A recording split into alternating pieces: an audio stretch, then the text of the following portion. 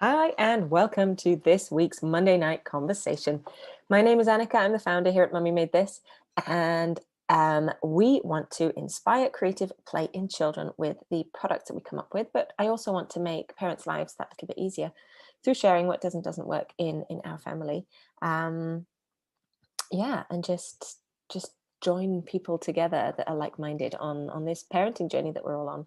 Today I want to talk to you about the importance of creative and imaginative play for a child's development. So we touched on this last week very briefly when we looked at the doodle cloth, and today I want to talk a little bit more about that with you. So research has shown basically that children are often overstimulated, overscheduled in terms of all the activities that they do that are structured, and often also under pressure to perform, not only at school but in a lot of these scheduled activities. It's all about all the extracurricular stuff that they do as well as their achievements at school, and it feels like it's a constant. I don't know if rat race is the right word, but race to achieve the next thing and the next thing and the next thing. Certainly we know that as adults that we sometimes get sucked into that, and I think for our children it's no different, and it's our job as parents to get that balance right, that they have enough exposure to different activities and things to help them decide what they're good at and what they enjoy, but not overschedule them so much that there's no room left for downtime, or for creative play, especially in the really, really young ones. So obviously, it's not just that being overscheduled element, but it's also when we do have downtime or we give our children downtime, the go-to solution are often screens, whether it's iPads or tablets or computer games, TV, whatever it might be. And I am as guilty as any other parent. We have screens in our house, and sometimes we have far too much time on our screens, and I know that, and I'm constantly on the search for other alternatives that are quick and easy for me to do as a parent in terms of giving my children something, some ideas and pointers of what they might want to get involved in, that don't involve screens. So the research, I just want to share with you some of the research that I did. So digital technology is obviously here to stay, and it will inevitably grow over time, but we need to find ways as parents to promote healthy development in all areas of our children's development. And one way to really quite easily do that, other than obviously giving them enough exercise and healthy food, is to make enough time for creative, imaginative, free play. And what that means is for them to be able to literally use their imaginations and play with each other.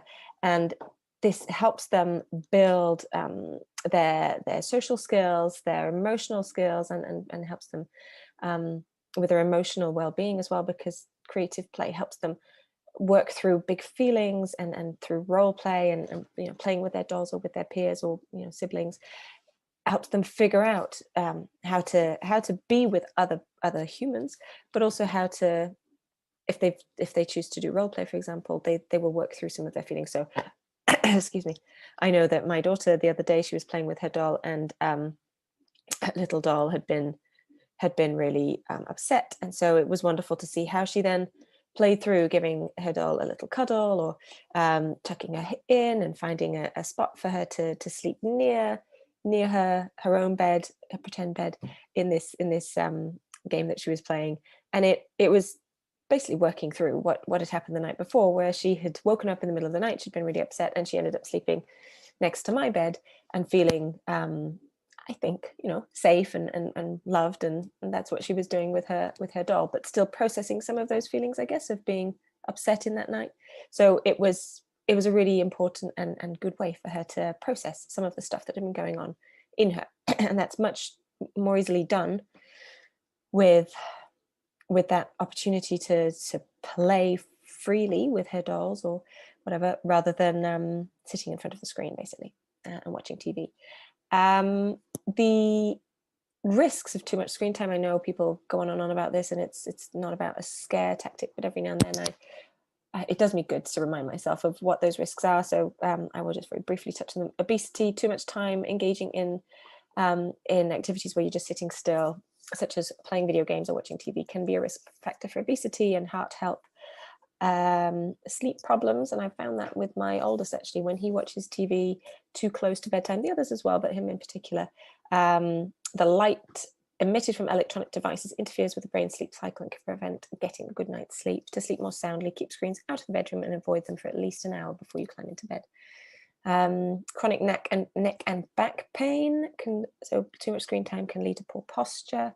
I think that will be something that if the kids really do lots of excessive screen time, I guess when they're a bit older, maybe that will turn up for them possibly. And the last one is depression and anxiety. All the time spent in front of screens can negatively affect mental and emotional well-being. So, and there was another study by the National Institute of Health found that children who spent more than 2 hours a day on electronic devices had lower scores on thinking and language tests, and those that had more than 7 hours of screen time experienced a thinning of the brain's cortex, which is related to critical thinking and reasoning. So lots and lots of reasons to keep screen time in check and encourage creative play in children. One more thing I wanted to share with you.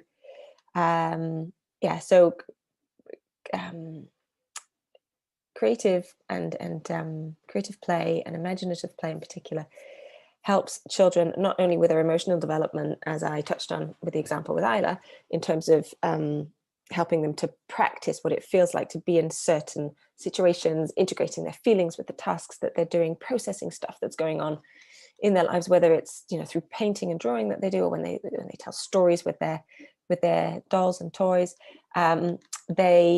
All of those activities help them to process their emotions and their big feelings, and make them emotionally more well-rounded, and help them, I guess, grow from those experiences, but heal as well. The other bit that creative play is great for is social development. Research shows that children can grow and increase their social development when given opportunities to play and interact with peers. Singing, dancing, dress up, other forms of imaginative play are a few areas where children are able to grow and develop basic communication and social interaction skills. So again, then it's good for intellectual development because they can learn important problem solving skills. So not only in terms of problem solving in the sense of the social element of sorting out arguments and compromises and all of that wonderful stuff, but it's also shown that exploring their world through creative means helps them both intellectually and with their cognitive skills. It's a basis of reading comprehension and retention, and sets the tone for solving more complex problems as they grow and develop. And then finally, physical development. Whether your children are dancing to the rhythm of their own beat or exploring the great outdoors, creative play helps to grow gross and fine motor skills, coordination and control. So there are lots and lots and lots of wonderful reasons why creative play is a really, really good idea to have for your children in their everyday, and to make time and build in time for them to be able to just be and play without any screens, and without any scheduled activities, whether it's sports or anything else. I think, as with everything parenting, isn't it? It's all about that balance that you try and get right for your children. Our products, as you know, are all about inspiring creative play in children, whether it's our play tablecloth that is a den that you turn your table into. So it's great for role play, but also the top is board games and places where they can draw on. So there's a whole mix of opportunities there to inspire creative play in children. And it was designed with children in terms of the colors that we use, the designs that we've used. It's built on the typical, I don't know why, but child's desire to build a den out of stuff. My children still, whether it's the play tablecloth that they play with, that then creates that instant den for them, or just sometimes they just want to build a den out of cushions and blankets, and they do that over and over again, and they absolutely love it.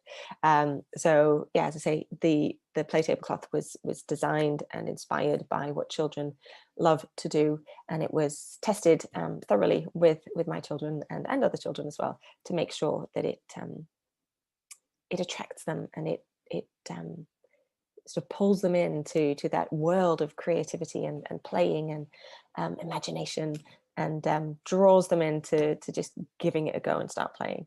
And it's the same with our doodle cloth that I introduced to you last week. So that is a massive colouring in sheet, essentially printed on 100% cotton, that you can wash out when they've finished. So they draw it with our special washable pens, and then you can use it over and over again. And the design's really intricate, so that the children don't really get bored of the design. They every time they draw it in, color in, they find something else that they hadn't spotted the time before, or this time they color it in completely different colors, and it looks totally different than the time they colored it in before. So it's again a wonderful and really, really easy way to provide them with that inspiration and opportunity to use their creativity and just give it a go, and just sit and do some drawing, be creative, play.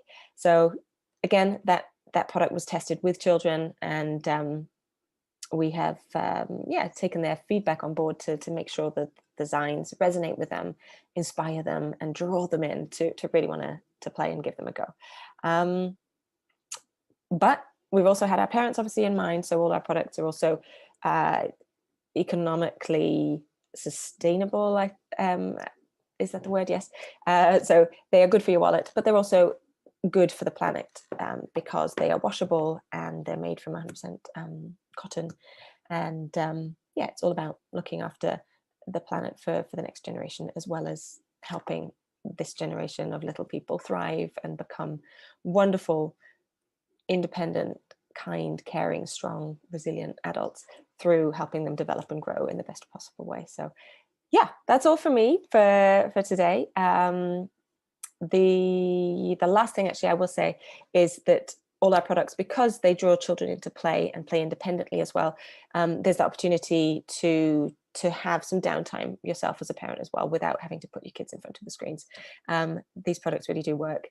So they're not only an opportunity to sit with your child and connect with them and play with them, whether it's board games on the play tablecloth or doodling with them on the doodle cloth.